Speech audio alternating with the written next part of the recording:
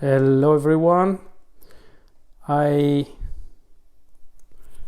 think, I hope, I assume we are live here on Bridges of Light International. I'm gonna wait a few more moments just to make sure that I am live and I don't just think I'm live. Let me just see on the group.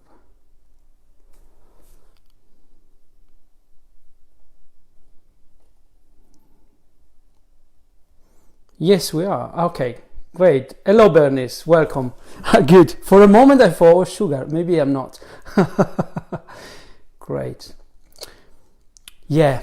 Thank you very much. You that is watching this live here with me. We'll be together for 1 hour. And thank you to whoever is watching this later on. And of course, thank you, Bridges of Light, for allowing us to share this platform where we can interact, inquire, and talk about subjects that they can truly improve the quality of our life if, and I think this is fundamental for us to take into consideration, whatever we share on this platform, it can be very interesting, if it is for some people, maybe for some people it's not. Although the power of the subject that we share is in the implementation of it. In other words, they're not the concepts that improve the quality of our life. It is what we do with the concept that changes our life. Otherwise, it's only as if we read a book or if we watched a movie. In my heart, I truly hope not to just be somebody that shares information, although somebody that stimulates thinking and that invites people to keep on doing something that produces for them the results they want, and maybe to stop doing what is not producing the results they would want in their life, and to start doing what could improve their life. I hope I was clear about this. Hello Mariella, hello Rosanna, hello Sonia, hello Rosie. This evening we're gonna be talking about who are we? The fundamental existential question. This is the basic of how each one of us is perceiving life as it is. I'm gonna give you a few moments and please write down the answer to this question. Who are you? Without thinking too much, and then we will start discussing about who we are. What would you say?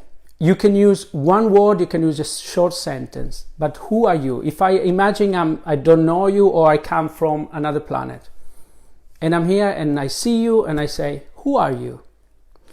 Hello, Rosanna. Who are you? And she says, Rosanna. So, if somebody asks you, who are you? What would you say? What would you answer?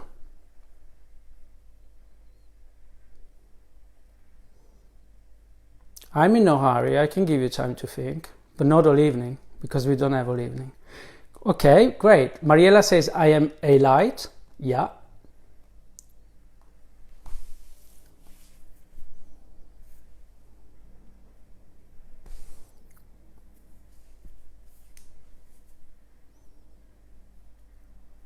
Anybody else?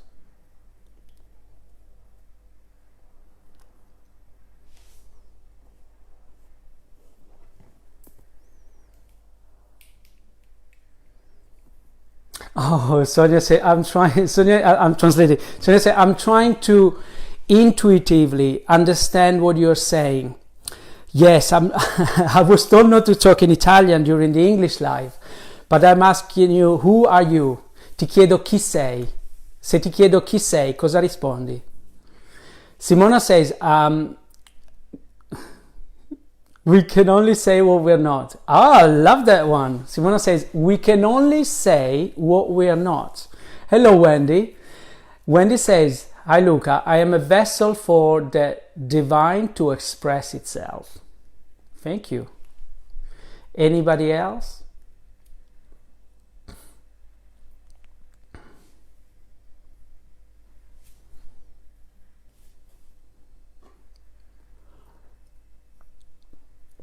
We got some interesting answers.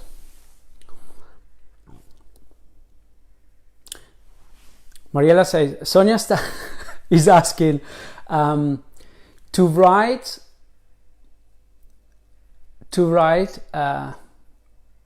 is asking to write who we are as an answer. As an answer.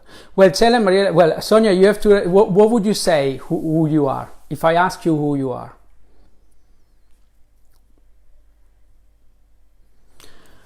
Do this with me.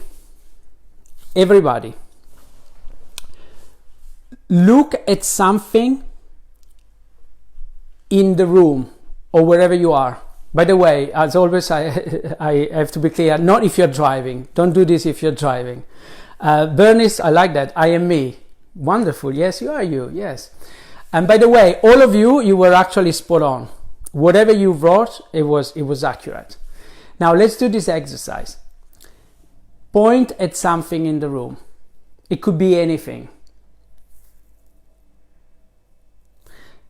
That something has got a shape, right? It has a form. It has a color. Now, point to something else. That something else you're pointing at has got a shape, I guess. It's got a color.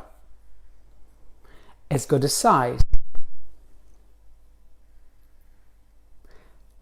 Probably it's got, if you could, I don't know where you're pointing at, but it's got a weight as well.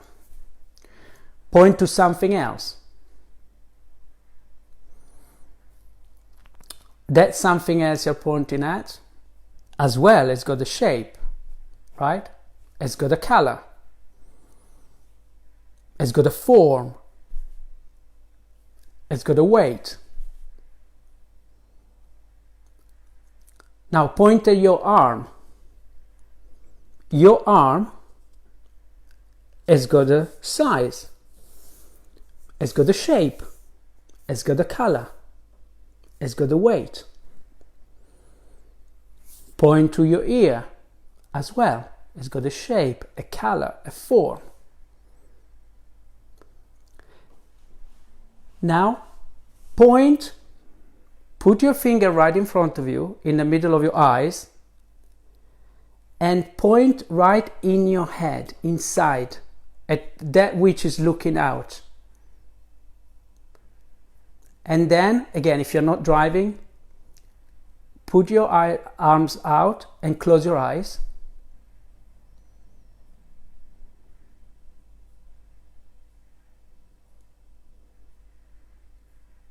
Can you feel it? You can't see anything. What you were pointing at inside is formless. Although it exists. Can you feel it? Can you feel it vibrating? Can you feel its aliveness?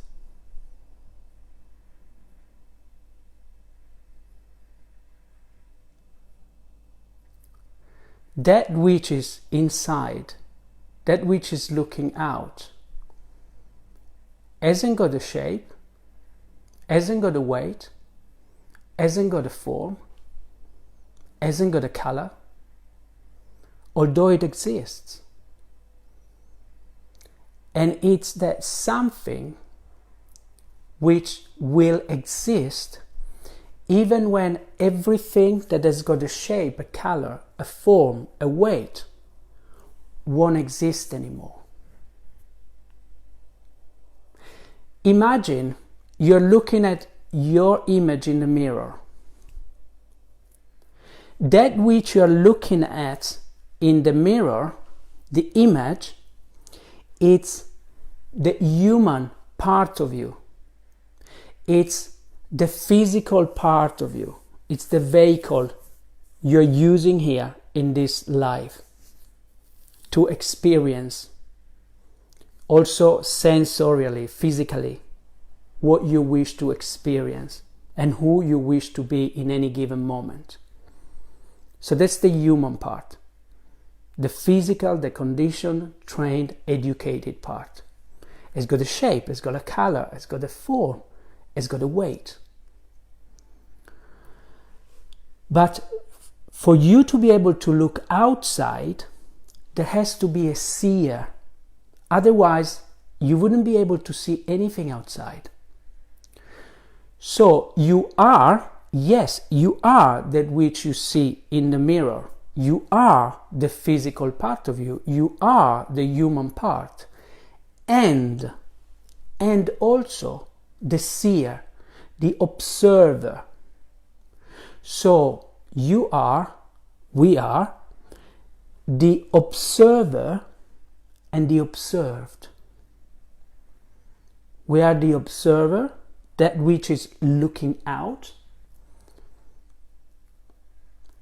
and the observed, that which is seen, that which is manifested, that which we can see. Hello, Gavin. Hey, I'm glad to see you here. Hello, Anna Maria. Hello, Rosanna. Rosanna says, I'm a beautiful soul.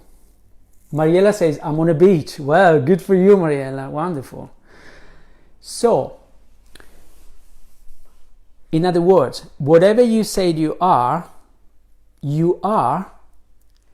and most probably, even more, you are everything you choose to be in every given moment, and everything that you see, and also everything that you can't see, everything that is inside, that is looking out.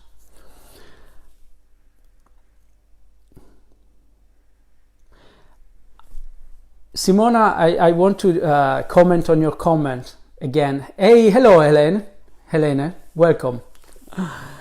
Simona wrote, someone says, we can only say what we are not.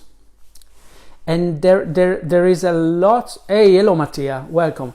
There is a lot of truth in it. It's a very profound statement. We can only say what we are not. In fact, we can only be something when what we are not exists as well. Or put in another way, in the absence of that which we are not, that which we are is not. This is when the dichotomy of life, the symmetry, becomes mind-blowing. Yes, because we are the all, and this is the ultimate truth, we are everything. We have this, what we see and what we cannot see, and we are literally everything. For us to experience what we are, there has to be what we are not. So we have to also be what we are not, and most of the time we identify with what we are not to be able to know then what and who we are. And Mariella is right, is written, soul doesn't have a material form. When I pointed my finger in the middle of my head and I closed my eyes, I saw the third eye in the middle. Yes, that's where let's say the seat of the soul, that's where the third eye is. That's where the sixth sense, so to speak, resides, the place of clairvoyancy and so on and so forth, is right here. Yes, and that is formless. I give you a visual, an analogy, which, like anything that I always say, is just my take on it. I'm definitely not saying is the truth, but is the nearest I can come to describe to you what I mean when I say soul, consciousness, who we truly are in a spiritual form, which it would be our body, like Wendy says. I love that. I'm a vessel for the divine to express itself, and the divine is everywhere. Imagine a house, imagine a big house with different rooms. The doors of this house are open. Okay, the air in the house, like the air everywhere on the planet, is the same. Like air is air. You can't really cut and distinguish air. Although, if you are in the kitchen, you would know, even if you were blindfolded, you would know that you are in the kitchen. Why? Because the characteristics of the air in the kitchen, they are of a certain kind. You could smell the fragrance of the food. If you were in the bedroom, you would know that you are in the bedroom. The air, the quality of the air would have a different characteristics, like the air in the bathroom and the air in the laundry room or in the living room. The air in each room, it could be considered, in the way I'm picturing it, as our soul, our individual soul, that although it's connected, because it's pure energy, it's pure ether, it's connected with the energy in the other rooms. So each room is part of the same house, although it's got some unique characteristics. Hello, Evelyn. Love your topic today. Relaxing with my feet up, listening to you. Thank you, Evelyn. If you want, I'm going to talk a little bit more, but whenever you want, if you want to join me, you're always welcome to. You know that. Thank you for being here with us. So yes, we are all connected, but unique and different. We all have our own attitude, our own characteristics. Do you know, and write down please if you know what I mean by, what we refer to when we talk about the elephant in the room? Have you ever heard this expression? The elephant in the room. Sonia is writing. In this period of my life, I feel like, I translate for who doesn't speak Italian. Sonia, she's answering the question, who are you? She says, in this period of my life, I feel like a little flame. Maybe you feel like, Sonia, do you feel like this? In this period of my life, I feel like a little flame because I am finding my own identity. I want to translate. I want to, this is my commitment to myself and to you, to everybody, is always to read every comment. Because phenomenologically, this is how I want to regard this. Everything is special, everything I like to include it. Because I believe that everything helps each one of us. We are all one always. Even more so now that we are sharing with time and this space together. And there's a healing power and energy in us sharing together. So if you write something, I hope you write it because you want to share and you want to help everybody to grow in their awareness. And if you ask a question, that's as well, you're asking a question for everybody. So yes, Sonia, you feel probably like this candle. Well, I would say keep nourishing this candle. We are all like candles, really. I love that analogy. The beauty of a candle, you know what it is? is that a candle can light another candle, and then can light another candle and another candle and another candle, and it doesn't lose energy. It actually multiplies its lights. And this is consciousness at its best. This is who we are. This is what we're doing here. Well, we always do it, I believe, with what we do, but more so when we intentionally want to expand and grow our awareness. Evelyn, thank you for I'll just listen to that. Okie dokie. Well, but if you ever want to, for whatever reason, tell me, pop in. Mariella says, when in a house, the people who live there have a big problem, but nobody, wonderful, the elephant in the house, yes, the elephant, exactly. It's when in a house, the people who live there have a big problem, but nobody talks about it. Again, I simply give you my personal limited, from my own point of view and my own little limited mind, how I believe this works. Because our soul, our consciousness is pure energy, and it's vibration at its highest form. Whenever, even if you are sensitive enough, and let me know if you ever been in this situation, maybe you can walk somewhere or look at somebody just in an instant, you look at them, or maybe you haven't even looked at them yet, and you can feel that there's something not quite right with them. They're not really feeling good. Or maybe you could sense that they're really, really high and happy and joyful, or very peaceful. So, can you imagine if we are sensitive enough, and we all are, you're welcome, thank you, Sonia. Don't thank me, I thank you. If we are sensitive enough to pick up the subtle, because here we're talking about subtle vibration of one soul or one person.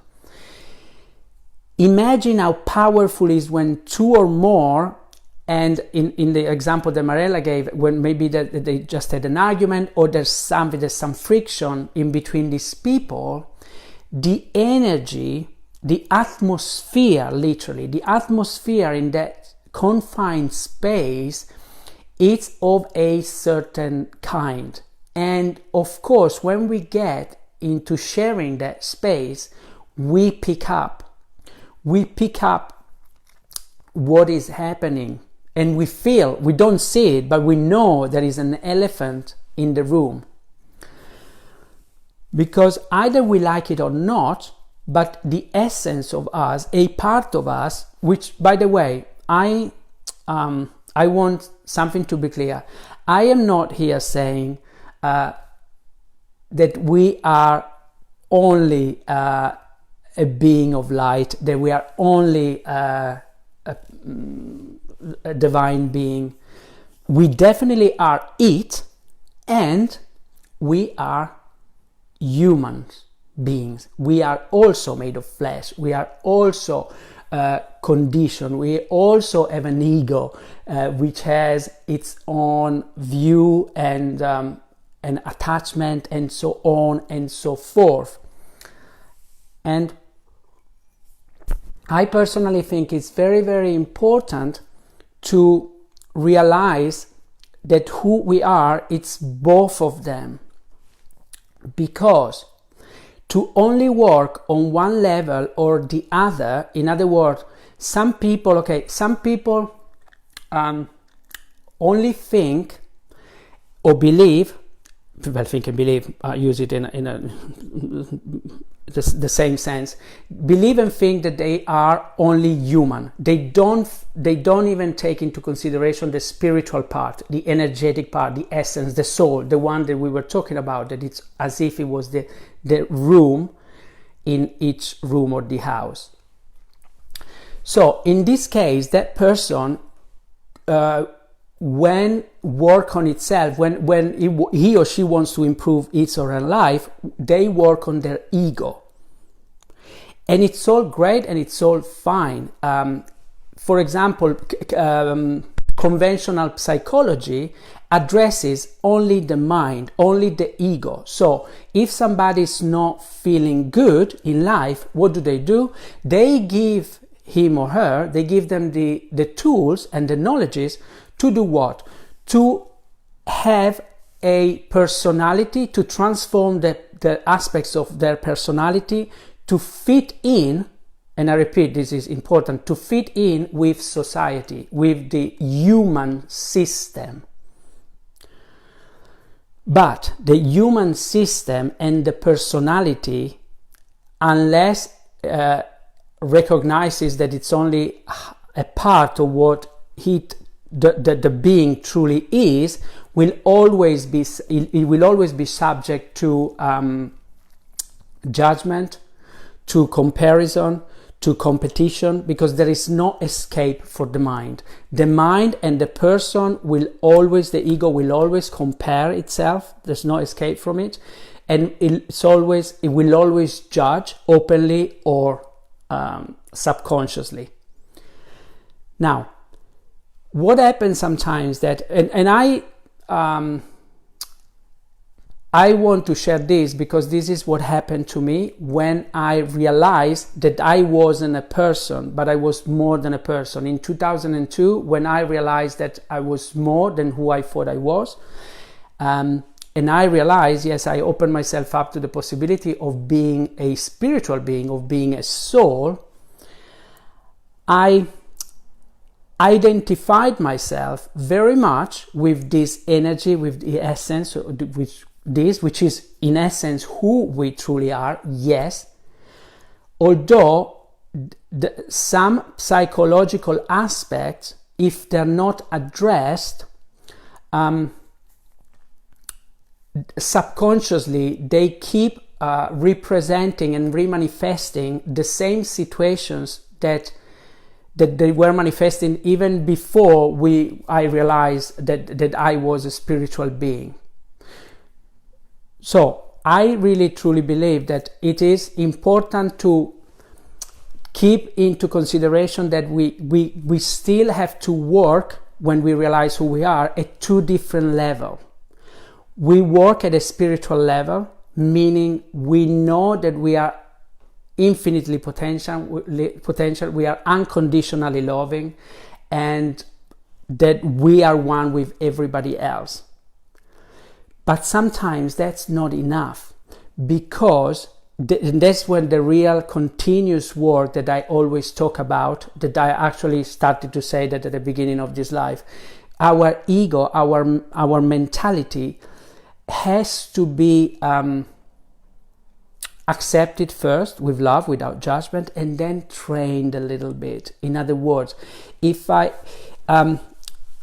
not enough to realize that we are spiritual beings if for years we were complaining and we were judging others. The mind, it's very rare that stops doing these things.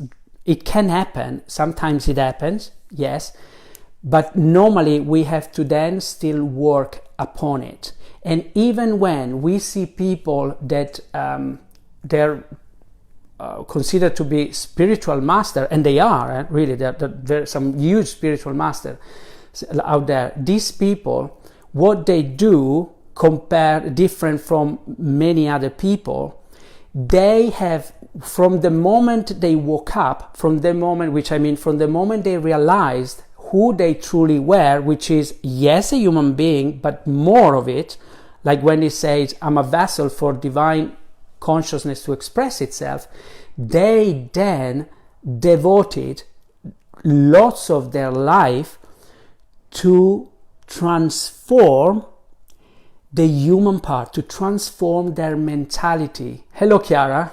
Yes, thank you for saying hello. So they've been working, and and these people, by the way, they will always be working on transforming their mindset to better it. And what they are saying, listen to them, to the word, they say,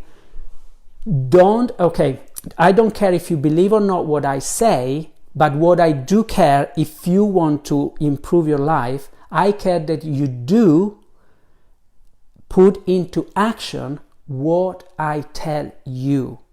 because the master is interested in making others master. The master is the one that teaches you how to fish. It doesn't sell you fishes. I hope I was clear enough. That's why it's so important when you see somebody that is living a life that you think you would like to live as well, and it's possible. We can learn everything. To have somebody that you can look up to, it's a beautiful, beautiful, beautiful thing. But the basic, most important ingredient that you have to put into the equation is you have to do what they are doing. In other words, if you want, and this connects to who we are, who we truly are, because who we truly are, ultimately, you can know it and experience it when you answer and put into effect this question. Ask yourself, who am I truly? And who do I now choose to be in relation to my life in general, in relation to this person, in relation to this situation? Who do I choose to be? And according to that answer, which it could be, I choose to be, could be anything. I choose to be anger, but then get angry, but with intention. Or I choose to be tolerant, then be tolerant. I choose to be acceptance. I choose to be peace. I choose to be firmness, right? But when you choose what you want to be, then be it in that moment or in any given moment of your life. And this is what divine part of us is asking us. That is the definition of God. The ultimate definition of God, the metaphysical, not the religious one, is I am that I am. I am that I am. In other words, I am that which I choose to be in any given moment. You are God. The only difference between you and God is that God knows always who she is and always chooses what he or she wants to be. But we don't always choose intentionally what we want to be.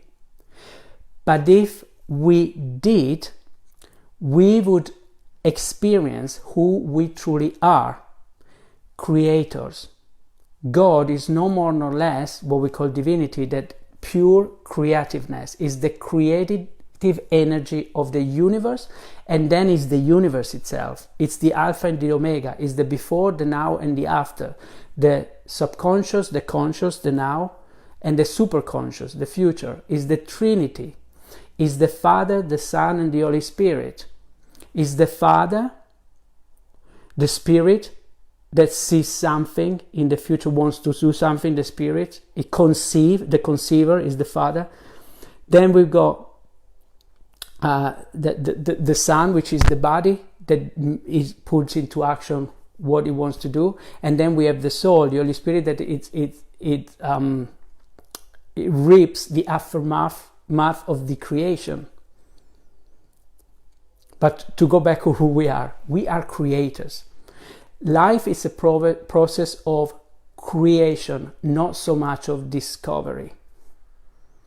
We only have to remember, literally remember, put it our piece of who we are together with the all. Remember that we are one with all.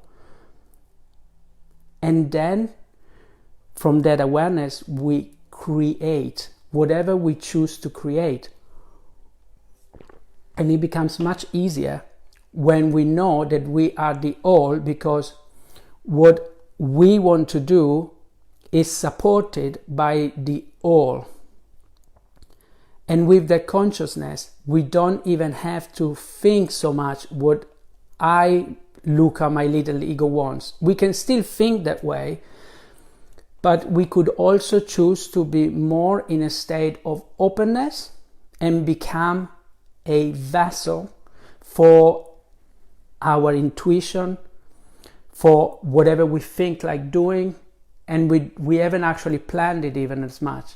But when we know that we are one with everything, that thought may well be something from which everybody else will benefit, not just Luca, not just Mariella or Wendy or Simona.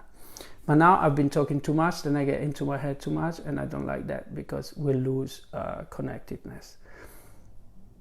Let me read something. Okay, Mariella was saying, this is empathy. The person is sensitive enough to feel the problems, the pain of the others.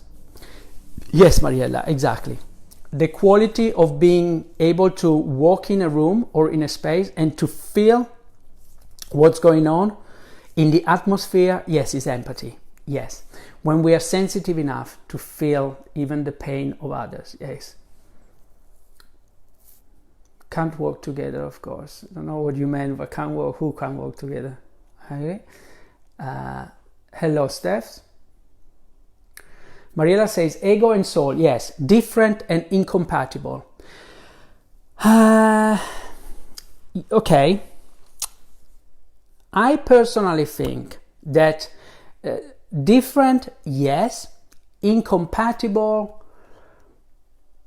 I don't know. Truly, I don't know.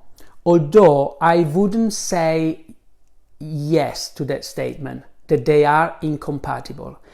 I personally like to believe that they are compatible. And I tell you what I mean. The soul uses the ego, the mind, and of course the body, in this reality to express itself. Be careful if you believe that they are in conflict, meaning that one is better or worse than the other, more evolved or less evolved. Because if we do that, we may get into judgment. And judgment, what it does, judgment never allow us to be totally present and to experience how something truly is. Okay, because the moment I think, no, they're different, the moment I think, I don't like ego so much, I am not giving that part of the all to be as functional as it would be. Because I know it sounds strange, but apparently, morphologically, in other words, everything, even a concept, even the concept of ego, morphologically, it's something that is alive, and it's reacting to our attitude, the consciousness attitude towards it. Right. I personally like to believe that we can work towards having an aware ego. An aware ego is an ego that knows what it is, that knows its limitations, is aware of it, and is doing whatever it can to have a broader perspective. Having saying that, I don't know if that's what you mean, but you're right, they're different. The ego will never ever have the awareness, the consciousness that the soul has. Although the ego can be the best that the ego can be. And from a systemic point of view, because ego is a systemic component of the human being, because the ego believes it's one part, one component of a big system of humanity. So the ego can, if it knows its limits, it can be its highest expression, even just by being totally congruent and in integrity with what he believes in and what it says. Let me give you an example. The big challenge of ego is that it's difficult for an ego to make a statement from a person, from a personality, and let's think about it. That's why we have so many problems, mostly also in relationships, because the ego, from his standpoint, sees something and says, this is it. Normally the ego likes to make absolute statement, because the ego is composed of good, bad, right or wrong. It's all very structured. But if the ego, and this is not easy, and I tell you why I'm telling you it's really difficult, because we've got it so ingrained in us to say good, right, yes, wonderful. They're all positive, but they're all judgment. Okay, towards the truth, towards how the soul sees things, we could start saying, I perceive this, I like this, I don't like this. This, in my opinion, I regard this as being, and you describe what you, and I would describe what I say. But because of conveniency, because of time, and because the mind likes to save time and energy, it uses judgment, it uses a word, uses something to describe something. But it's never the truth. So the ego always is put at fault. It will always be found faulty, especially in relationship. For example, we all say to each other, oh, I like you so much, you're wonderful. And then 2 weeks into the relationship, I behave in a way that I'm not expressing how wonderful I said you were. And of course you are upset, right? But why is that? Because the ego almost hasn't got any other way of functioning. In fact, apparently, if we were very evolved being, and apparently there are some very evolved being in the galaxy, they don't use words as much. They don't communicate with logical, sequential language like we do, because they are more aware of who they truly are, and they communicate more, like Marielle will say, empathically. They transmit energy, but we do as well, but they're very more sensitive, and they just can pick up what people are feeling and thinking without even uttering a word. So words are very, very dangerous, because when I say a word, I made a picture, and especially when we make statement, is good, is bad. Do I make any sense, by the way? So, but this is to say that it would be very challenging to have an ego that it's representing the soul 100%. We would really have to be really careful to what we say, like, oh, I like this, I don't like this, but we would almost never use value judgment, which we do. Even if you are not judgmental, we almost cannot avoid. And if somebody else is taking it literally, they could find fault in what we say, and so it should be. So yeah, for the ego it's very difficult to be as too old and to express the awareness that the soul has. Mariella says, always a light, a spiritual guide in our dimension, of course. The yin and the yang. Yes, in this reality we experience the yin and the yang, the alpha and the omega.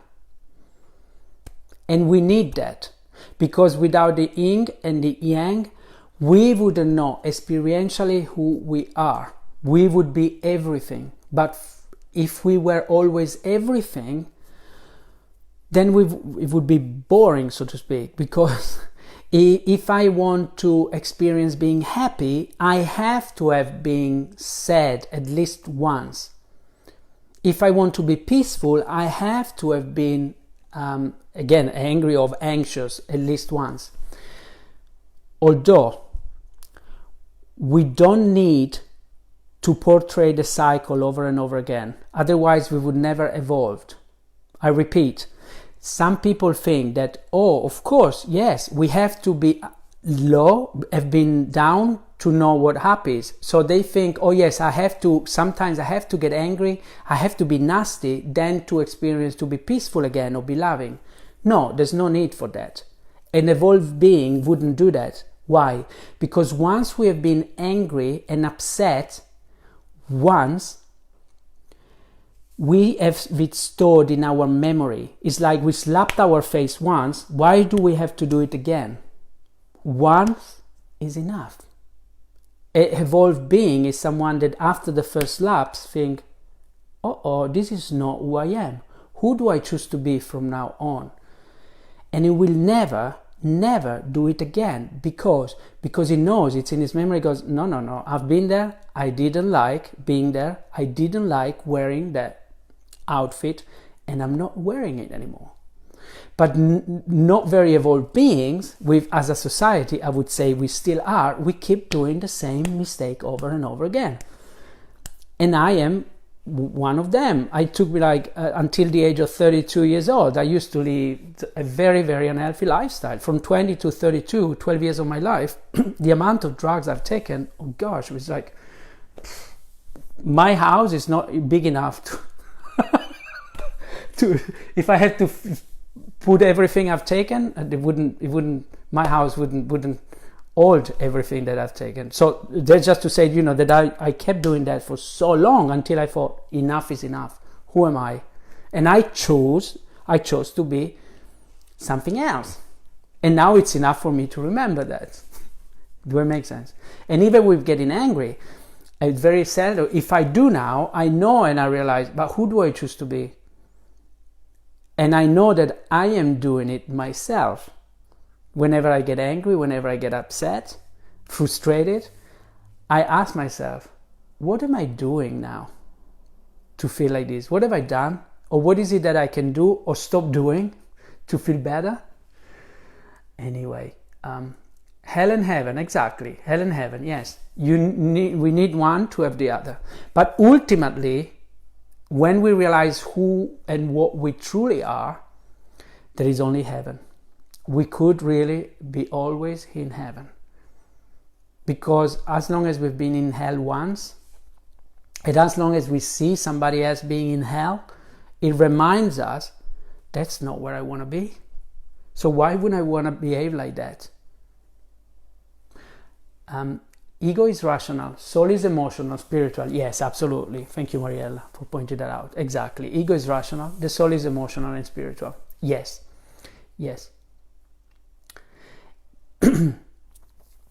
And sometimes, not always, but sometimes being rational, it's useful.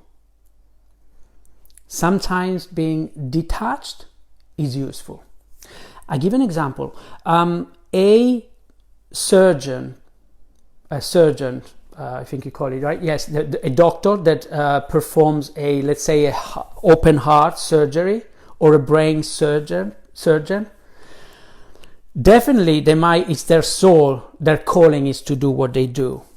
But when they are in the operational theater, I think that's how you call it, they're very present but very rational. They're definitely not emotional, and they need their ego, they need their structure, they need the system to be systematically working.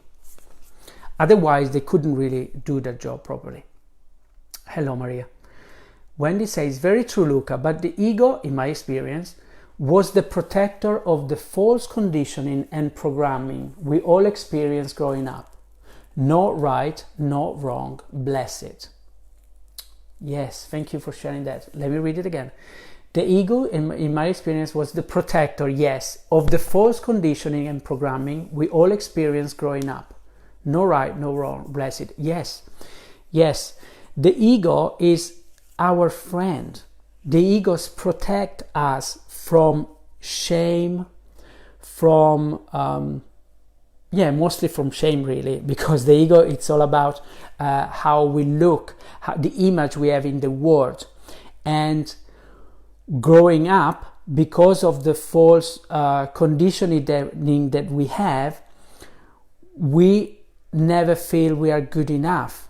And so, because it's a global concept, others never perceive us good enough when we grow up. So our life, unless we wake up and realize who we are, it's driven by wanting to appear in a certain way and in many circumstances to not want to appear in ways that would make us feel ashamed, less than of, and so on and so forth. So yes, the ego, it is really our friend, like everything in life. We could choose that everything is our enemy and everybody is our enemy, and some people do believe that. And what life do they live? Because they believe they are separate from others. Or we can believe, and I invite everybody to believe that everything is an extension of ourselves. Everybody is our friends. And even just that belief, even if it was just our beliefs, it sets up the ground for our life experience to change like this. Boom. From literally 180 degrees. Judgment. God bless the ego. One of its major tools for protecting, absolutely, yes, judgment. Because we are so judged. Think about this. We live in an open air tribunal, in an open air court. I don't know you, but nowadays, no anymore.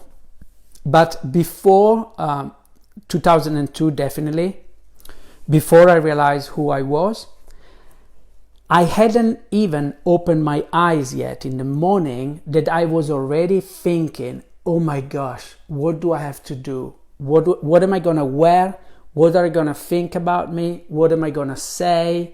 Are they going to judge me like this or like that? For example, if I had to do this, like let's say 20 years ago, I would have died. Or if I did it, I would have been anxious from the moment I was waking up in the morning, because what will I say? What would they think? Judgment. It's terrible. We are always under trial. But the funny thing in a tribunal is that we're always like under trial, and normally what can happen in a tribunal? We could be declared guilty, so we pay the consequences, of course, of our guilt. But even at the best, even if we have it at the best of the outcome, we are just being let off. But being let off, at best, we would be being compensated for all the stress we incurred. And we're always under stress, thinking, what do I do? So what do we do, consciously or unconsciously? Because we don't like to be judged, but we know that the best defense is attack, we judge others first. Maybe openly, maybe not openly, but we are judging them first. Judgment, it is literally a psychic attack. So we judge others first, thinking we are winning. But let's consider something. So we become the judge. Because in tribunal can be the person that is under trial, or the judge, which is has got the supreme power. But hey, even a judge, even the best judge on earth, is not doing anything authentic. It's not doing anything creative. Because even the best judge, all he can do is judging according to the rules that the juridical system tells him or her to use, to be mindful of. So even a judge is just a puppet. There is no joy in judging. There is no winning. That's why either we are able to understand this vicious circle and this useless, pointless activity and transcend it. Otherwise, we would always be at the mercy of it. We will never get out of it.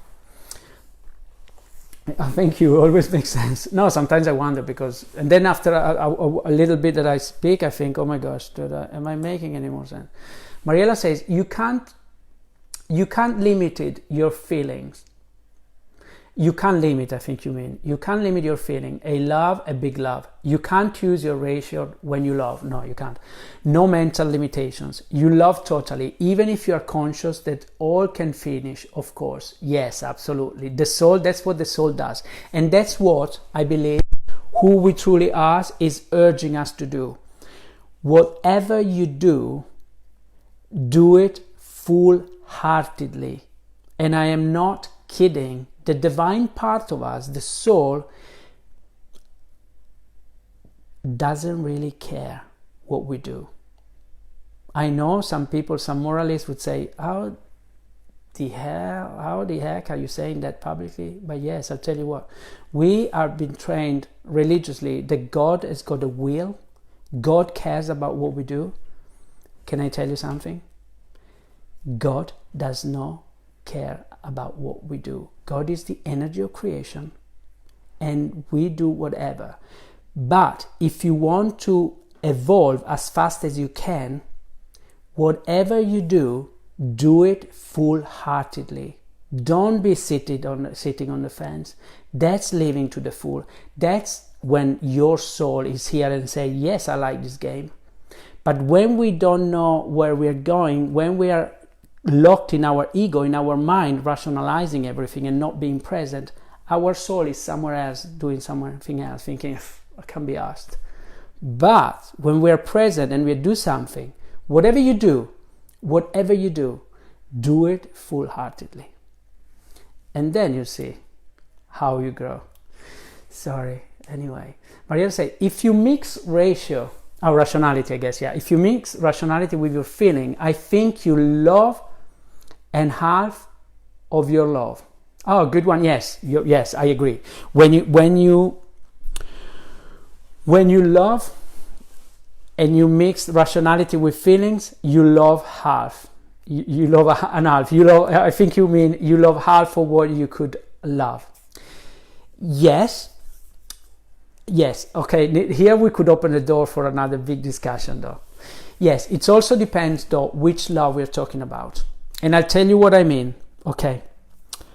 From a systemic point of view, there are certain dynamics that have to be considered.